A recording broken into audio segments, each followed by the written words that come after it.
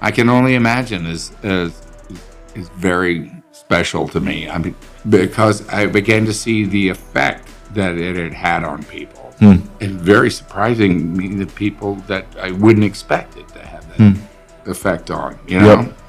And it's reached a lot of people with a message in that film. It broke down walls.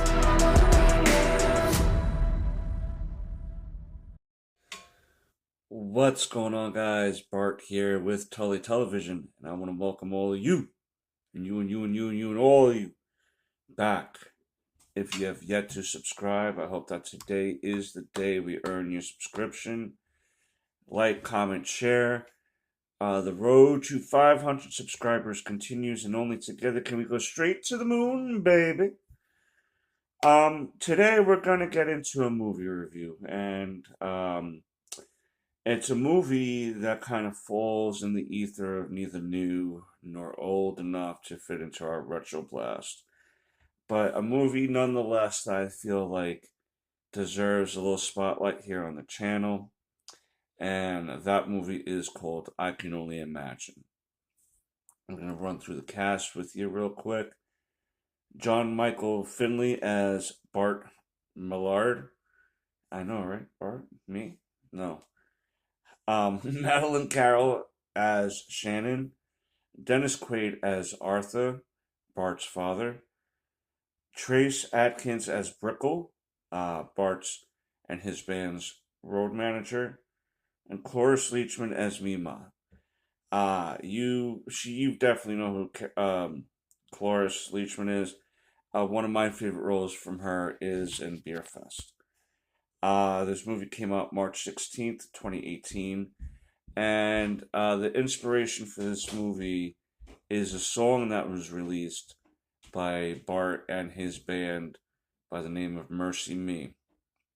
Now, the reason why they're called Mercy Me is because Mima, anytime would get positively influenced, positively emotionally, response to whatever was going on, would go Mercy Me. And so that's why the band is called Mercy Me. Now, this song is a song based off of Bart's relationship with his father, Arthur. And Bart was very much into his faith of following Jesus and God. Now, I hope that that doesn't necessarily turn your attention away from what this movie can do for you on an emotional level, because it's not heavy handed with that particular aspect of his life. It's just that his faith did play a part in his repairing relationship with his father, but we'll get into that. Um, we initially see Amy Grant, country music legend, interviewing Bart, or the character Bart in this movie, about what his inspiration was for his song "I Can Only Imagine," and it was due to the passing of his father, and it had taken him 10 minutes, uh, according to him, to write on the tour bus. And the reason why this song was so important and so impactful was because of the relationship between Bart and his father. Um, Bart, we pick up going to summer camp where he meets his lifelong love, Shannon, and uh, we find out that when he comes back from camp, his mother has left due to the father's abusive ways. Um, and Dennis Quaid's portrayal of Arthur shows that he was an alcoholic, liked to hit a lot, even if well, I'm not saying there's a reason to hit your children, period. I don't mean it like that, but it was really like just to do it, type of stuff. It wasn't like he was trying to teach him a lesson or something. It was just to inflict misery and pain onto his family. And the mother couldn't take it anymore and left the son behind.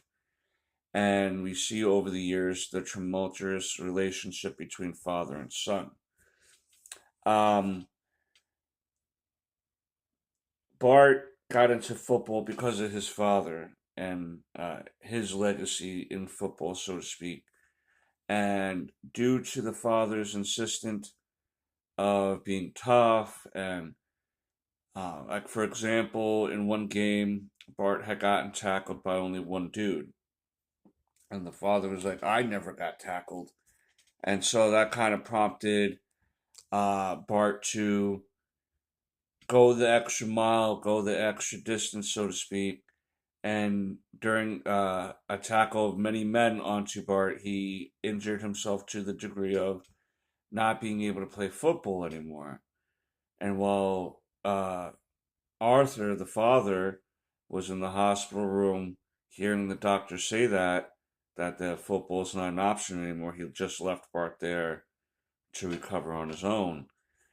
But Bart found love, had always found love in music, and while in high school, while not being able to do football, got into theater and had a teacher find out that he had a very beautiful talent of singing and encouraged him to share that talent with the world, or at least with the school for the time being. But the father wasn't very big on this. He discouraged it and told him that basically dreams are for losers, right? And you gotta face reality. And but Bart continued and did very successful in the music in school, and it led him to want to do music on a somewhat professional level. So when he graduated high school, him he decided to leave everything behind. The father, his girlfriend Shannon, even Mima, you know what I mean? He left everything behind and over time created the band Mercy Me, or helped create the band Mercy Me. And eventually, with enough coaxing, had this manager who had connections in Nashville, Brickell, come and see them one time, and he was convinced to help them along the way because he did see that there was some sort of talent there, some sort of special uniqueness there for Bart in that band. However, um, they had a conversation about like needing to be more authentic because you do well singing other people's music, but there's something lacking there, something authentic that's lacking, and finally things came to a head when Brickell set up a thing for some Nashville people like Amy Grant and other people to come and listen to them. They kind of were saying the same thing, like, you guys are good, but you're not there. And we need people who are there, ready to go. Boom, boom, boom. And it drove Bart to nearly break up the band.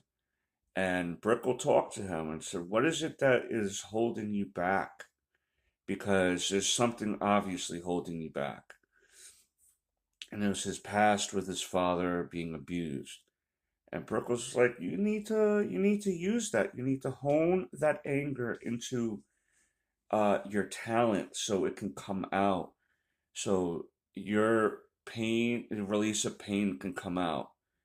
And so that made Bart not break up the band, but ask for a temporary leave to go back and figure things out, right, with his past. And he made his way back home, and the father had told him that he was dying of cancer, and Bart didn't really believe it or really want to even care about that. You know what I mean? Or like, why should I care now and everything? And the father asked him to stay to kind of do this father son project of rebuilding a pickup truck. And Bart just wanted to leave and stuff. And as he was leaving, the father went out and destroyed the truck. thinking that Bart had left. Like really not even doing it for a show, really thought that he was gone. And he wound up collapsing, which prompted Bart to go see him and check on him and then really realize that he was dying. And it wasn't easy at first, but they wound up rebuilding their relationship and getting to the level that Bart always wanted with his father. And one of the things that helped him realize that to forgive is that while in that summer camp with his long-term, romantic interest, so to speak, Shannon, they were both children at the time.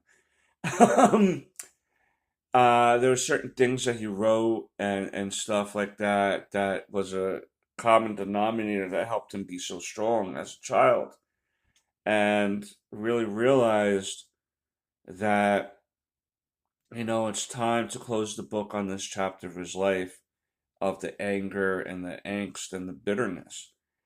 And so one of the final scenes between Bart and the father was kind of the father on his deathbed, so to speak.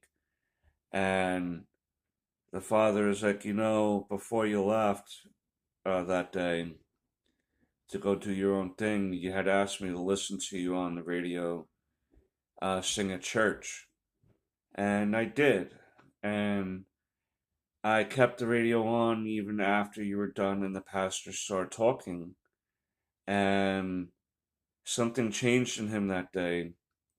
He said it felt as if like God came down and touched him himself to remind him that he too is worthy of love. He too is worthy of happiness. And ever since then, he dedicated his life to God and his teachings. And what he did in the meantime was get a life insurance policy. And he told Bart that I'm going to give you some money now, and each month you'll get a stipend of money. So you can go chase that dream of yours, Bart, because it's special and that the world needs to hear you share your gift. And I want to be able to make sure that you can concentrate on that sharing your gift, and as long as you need to. And that's when there's a real like resolution to the whole thing. And in interviews, Bart would explain like, if God can touch this man's heart, my father's heart, from being a cruel abuser to being on the deathbed asking for forgiveness, or like asking not just only on the deathbed, but throughout his time asking for forgiveness and understanding what he did was wrong, then that God can touch anybody, and that there's always hope for a better tomorrow, a better minute from now, a better hour from now. That whatever you're going through right now, God is there for you and carrying you to safety. And so he then made the song I Can Only Imagine on the tour bus after the father's funeral and had dedicated it to his father. And it's about what he would do himself when his soul goes to heaven and meets God and Jesus and reunites with his father. And it's a really beautiful song. It really will, in my opinion, touch you um, in all the good ways. And this movie also will touch you on a positive emotional level, in my opinion. Um, no matter what your religious denomination is, the message to this movie is to never ever think that this is it. You know what I mean? There's always going to be a chance until it's really it, until the it's time to really go to the next plane of existence. There's always a chance for reconciliation. There's always a chance for forgiveness, and to never give that up because you want to stay angry and bitter. That being angry and bitter doesn't do you any good. You just carry all that weight with you. And forgiving people can be very cathartic in a lot of instances. And the reason why it touched me so much, this movie, was because I too was a victim of abuse as a child up into my teenage years, and I questioned a lot where God was, and I'm glad that I was able to reconnect with my faith over the last year, and yeah, the point is never give up, guys. That's the point I think that this movie is touching on, and I like that. I like that. But that's my views on I Can Only Imagine. I hope that you will take the time to listen to this song, watch this movie, and if you two are going through it, people are rooting for you. So don't ever forget that. But until next time, peace, knuckums.